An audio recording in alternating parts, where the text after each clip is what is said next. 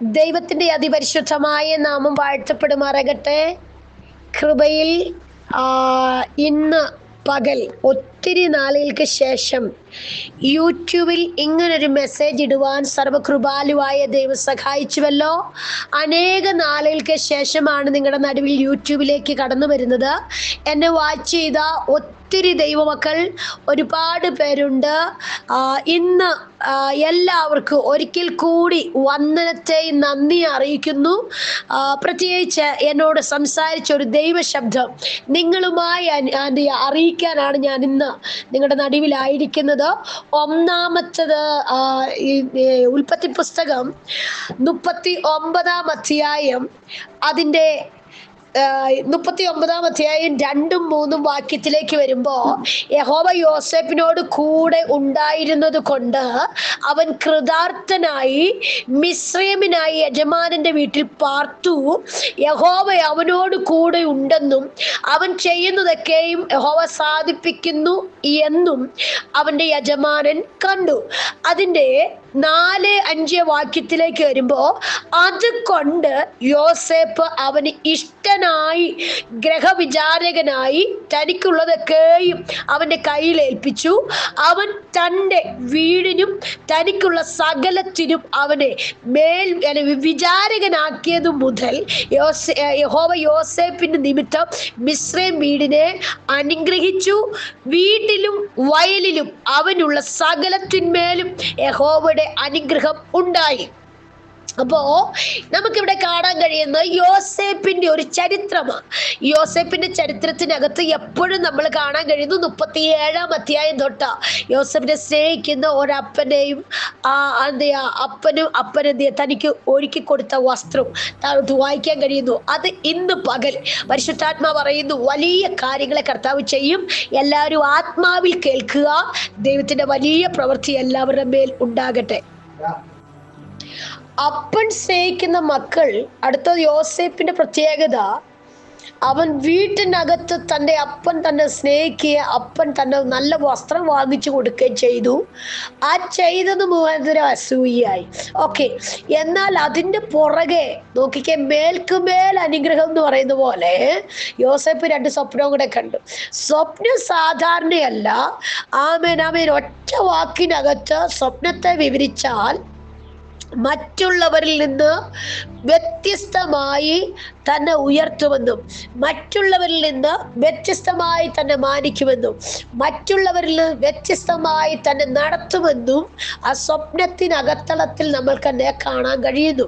അപ്പോ ദൈവാത്മാവതും വ്യത്യസ്തമായി എൻ്റെയും നിന്റെ യാത്രയെ കാണുന്നുണ്ടെങ്കിൽ എൻ്റെയും നിന്റെയും ജീവിതത്തിനകത്ത് പരിശുദ്ധാത്മാവ് ഇങ്ങനെ എന്നോട് ഇറങ്ങി പറയാൻ പറയുന്നു, വൈശപ്രബന്ധുരിയ സ്മനാദിയ രകൽഘടക, എൻ്റെയും നിന്റെയും ജീവിതത്തിനകത്ത് ദൈവം തന്ന സ്വപ്നത്തെ ഞാനും നീയും വിവരിച്ച് പറയുമ്പോൾ തന്നെ അതിനകത്ത് ഉണ്ടാകുന്ന ചില റെസ്പോൺസ് എന്ന് പറഞ്ഞാൽ അതിനോട് പ്രതികരിക്കുന്നത്. ആമേൻ. നീ ഒരിക്കലും പ്രതീക്ഷിക്കാത്ത മേഖലയിലായിരിക്കാം. പരിശുദ്ധാത്മാവ് ഇങ്ങനെ വിളിച്ചു പറയുന്നു, സ്വപ്നം കണ്ടവൻ സ്വപ്നം പറഞ്ഞു, പക്ഷേ പ്രതീക്ഷിക്കാത്തൊരു പ്രതിസന്ധിക്കകത്ത് യോസേപ്പ് വീണു. പരിശുദ്ധാത്മാവ് ശക്തമായി പറയുന്നു, എന്റെയും നിങ്ങളുടെ മേൽ വ്യത്യസ്തമായ സ്വപ്നത്തിനകത്താണ് ഞാൻ നീ ആയിരിക്കുന്നത്. വ്യത്യസ്തമായ സ്വപ്നത്തിനകത്താണെങ്കിൽ പ്രത്യേകത, എനിക്കും നിനക്കും മനുഷ്യന്റെ അനുകൂലത ഉണ്ടാകത്തില്ല. എനിക്ക് നിനക്ക് വീട്ടിനകത്ത് അനുകൂലത ഉണ്ടാകത്തില്ല. എനിക്ക് നിനക്കും ഞാനും നീ ഓർക്കുന്ന രീതിയിൽ എന്നെ ഇതിനെ ചേർത്ത് പിടിക്കണമെന്നില്ല. പക്ഷേ പരിശുദ്ധാത്മാവ് ശക്തമായി പറയുന്നു, സ്വപ്നമുള്ളവനെ തകർക്കാൻ പറ്റത്തില്ല. സ്വപ്നമുള്ളവനെ തകർക്കാൻ കഴിയത്തില്ല. സ്വപ്നമുള്ളവനെ പരാജയപ്പെടുത്താൻ കഴിയത്തില്ല. ആത്മാവിനൊന്ന് പ്രതികരിച്ചു തുടങ്ങാമോ? പ്രവാദന രഹസ്മനാദിയ പ്രതിസന്ധിക്കകത്തു യോസേപ്പിനെ നിർത്തിയൊരു ദൈവമുണ്ട്. ദൈവം അനുകൂലമായ ഒരു മറുപടി അല്ലെങ്കിലും അനുകൂലമായ ഒരു മറുപടിയല്ല തന്റെ പിതാവിൽ നിന്ന് ഉണ്ടായതെങ്കിൽ പോലും നോക്കിക്കേ, ദൈവാത്മാവ് പറയുന്നു യോസേപ്പ് വ്യത്യസ്തനായിരുന്നു. യോസേപ്പ് വ്യത്യസ്തമായി ചലിച്ചു. ആമേൻ. അപ്പൊ നമുക്ക് കാണാൻ കഴിയുന്ന ഒരു കാര്യം, യോസേപ്പിന് പ്രതികൂലമായി എഴുന്നേറ്റ പിതാവ് പറയുന്നു തന്റെ സഹോദരങ്ങൾക്ക് വേണ്ടി ആഹാരം കൊണ്ട് കൊടുത്ത് അന്വേഷണം അറിയിച്ചിട്ട് വരാൻ പറയുമ്പോ അതിനെ അനുസരണത്തോടെ സ്വീകരിക്കുന്ന, അനുസരണത്തോടെ കൊണ്ടുപോകുന്ന ഒരു യോസേപ്പിനെ നമുക്ക് കാണുന്നെങ്കിൽ, ഇന്ന് പകൽ ശക്തമായി ചിലരെ നോക്കി വിളിച്ചു പറയുകയാ, വീടിനകത്ത് നിനക്ക് പ്രതികൂലമാകാം, വീടിനകത്ത് നിനക്ക് അനുകൂലമായ സാഹചര്യം ഉണ്ടാകത്തില്ല. പക്ഷേ ആത്മാ വിളിച്ചു പറയുന്നു, ആരൊക്കെ നിനക്കെതിരെ നിന്നാലും അവർക്ക് വേണ്ടി ഇറങ്ങി നിൽക്കാൻ, അവരെ ചേർത്ത് പിടിക്കാൻ, അവർക്ക് വേണ്ടി കരുതാൻ, അവർക്ക് വേണ്ടി എഴുന്നേൽക്കുവാൻ തക്കവണ്ണം യോസേപ്പേ നിന്നെ ദൈവം എഴുന്നേൽപ്പിക്കും. അപ്പൊ പാനപാത്രമാകേണ്ട പ്രമാണി ഫറവോനോട് പറഞ്ഞത്, ഇന്ന് ഞാൻ എന്റെ കുറ്റം ഞാൻ എന്റെ കുറ്റം ഓർക്കുന്നു.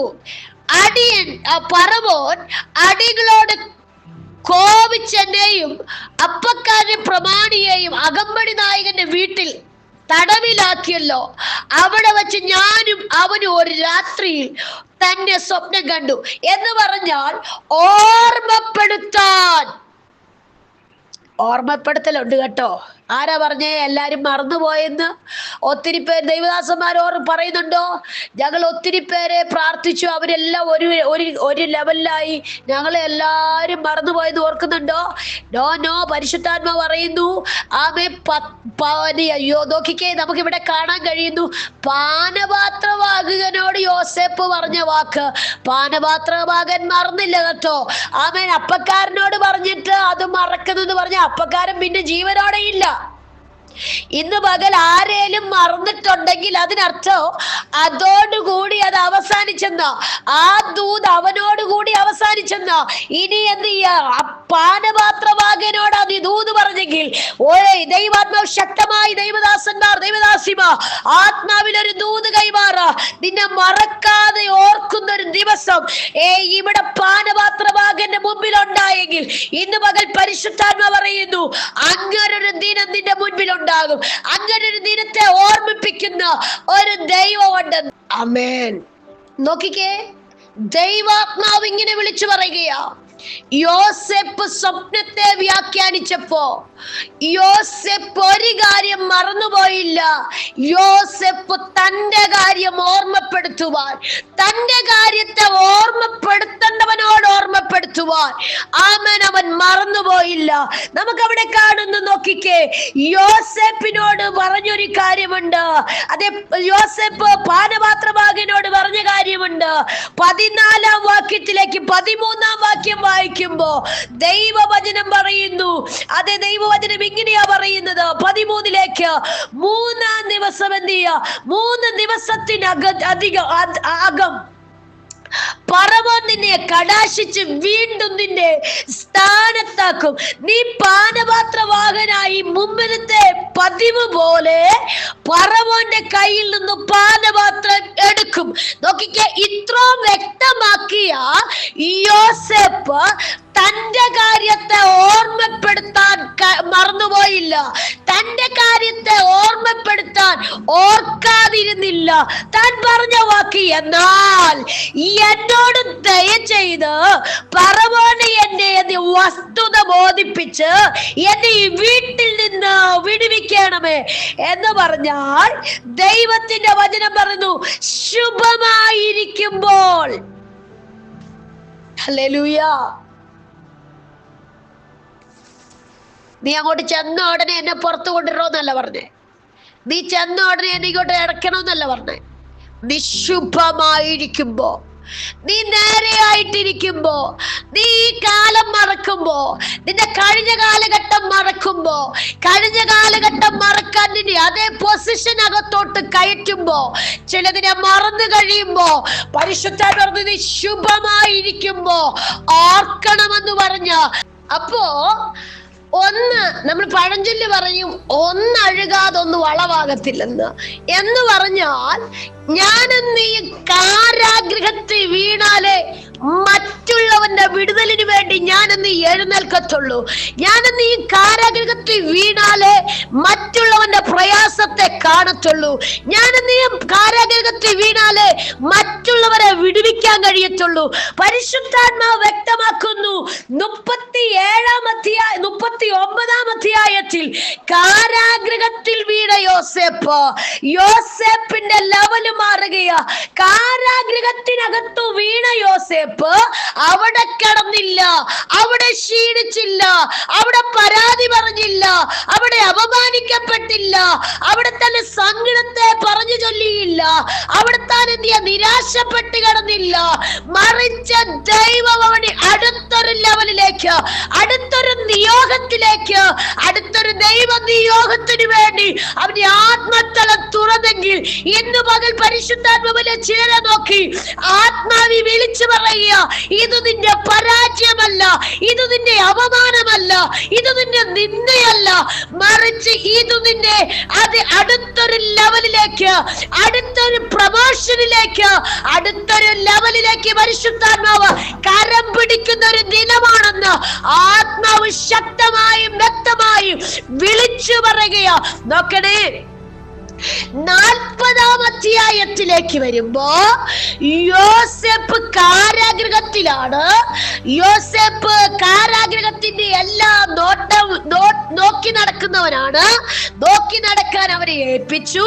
പക്ഷെ 40-ലേക്ക് വരുമ്പോ അവിടെ കാണുന്നു കാരാഗൃഹത്തിൽ തെറ്റ്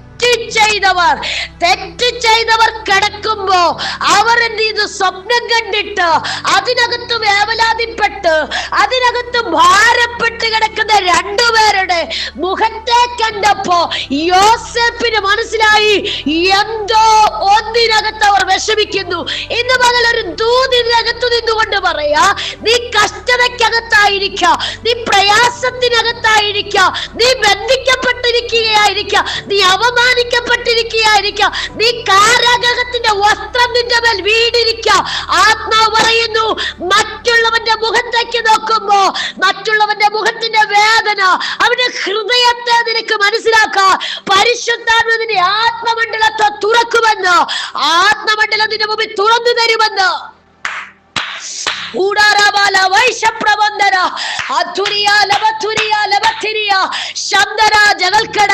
പരിശുദ്ധാത്മ പറയുന്നു, വ്യാഖ്യാനിക്കുന്നത് അത് നടക്കുകയാകട്ടോ. അങ്ങനെയാണെങ്കിൽ ദൈവാത്മാവ് ശക്തമായി പറയുന്നു, ഇനി നിന്റെ നാവിൽ നിന്ന് വരുന്നതായ ദൈവിക വചന വ്യാഖ്യാനം അത് ലിറ്ററലി അത് നിന്റെ ജീവിതത്തിനകത്ത് നടക്കാൻ പോകുകയാ.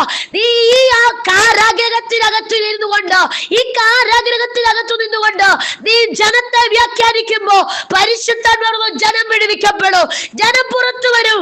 ജനത്തെ പുറത്തു കൊണ്ടുവരാൻ തക്കവണ്ണമായ ഒരഭിഷേകത്തിന്റെ കൈമാറ്റം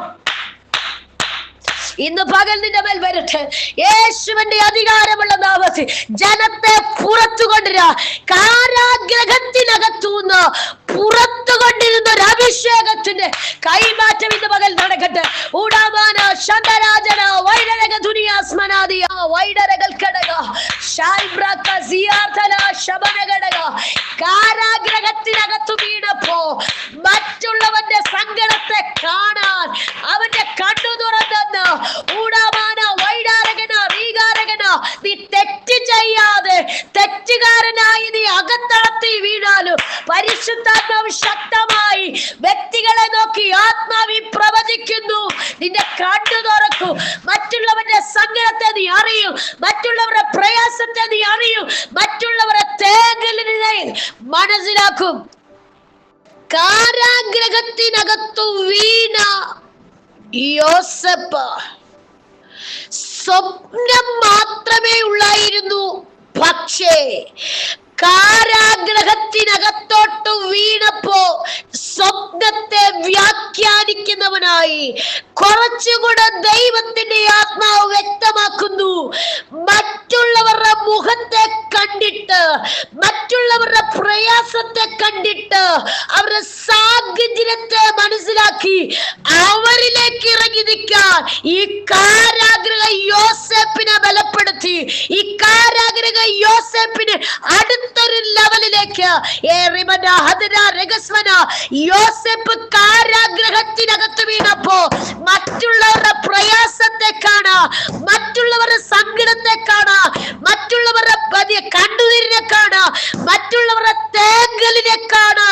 അവന്റെ കണ്ണു തുറന്നെന്ന് അവനെ കർത്താവ് ബലപ്പെടുത്തിയെന്ന്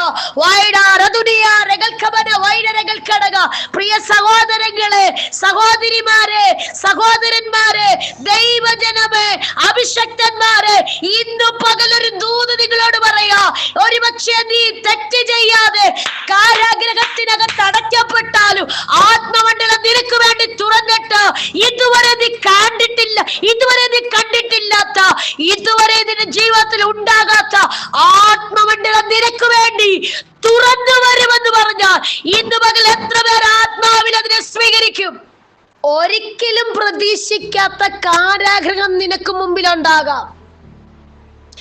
പാപത്തിലേക്ക് പോകാതെ ദൈവിക പദ്ധതിക്കകത്തേക്ക് എന്ത് ചെയ്യാ പോകുവാൻ, കുറച്ചും കൂടെ പറഞ്ഞാൽ മറ്റുള്ളവരുടെ ഇഷ്ടത്തിന് നീ പോകാതെ, മറ്റുള്ളവരുടെ ഹിതത്തിന് പോകാതെ ദൈവത്തെ ഭയന്ന് നീ കയറി വന്നാൽ ഒരുപക്ഷെ ഇവിടെ യോസേപ്പിന് ഉണ്ടായതുപോലെ കാരാഗ്രഹത്തിന്റെ വസ്ത്രം നിനക്ക് വന്ന് വീഴാം.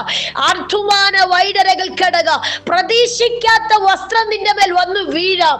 എന്ത് വസ്ത്രം? നീ പാപം ചെയ്തെന്നും നിന്റെ ജീവിതം നശിച്ചെന്നും നിന്റെ ജീവിതം പരാജയപ്പെട്ടെന്നും മറ്റുള്ളവരുടെ മുമ്പിൽ നീ അവമാനിക്കപ്പെട്ടെന്നും ഒക്കെ നിന്റെ ജീവിതത്തിനകത്ത് അങ്ങനെ ഒരു വസ്ത്രം വന്ന് വീഴാം. പക്ഷേ പരിശുദ്ധാത്മാവ് ശക്തമായി പറയുന്നു, നീ കാരാഗ്രഹത്തിൽ വീഴുന്നത് സ്വപ്നക്കാരനായിട്ടാണെങ്കിൽ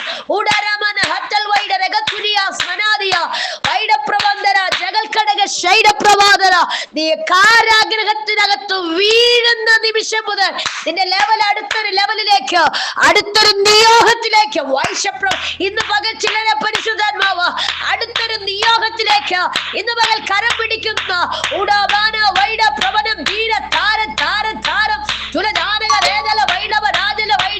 അനുവദിക്കാഞ്ഞത്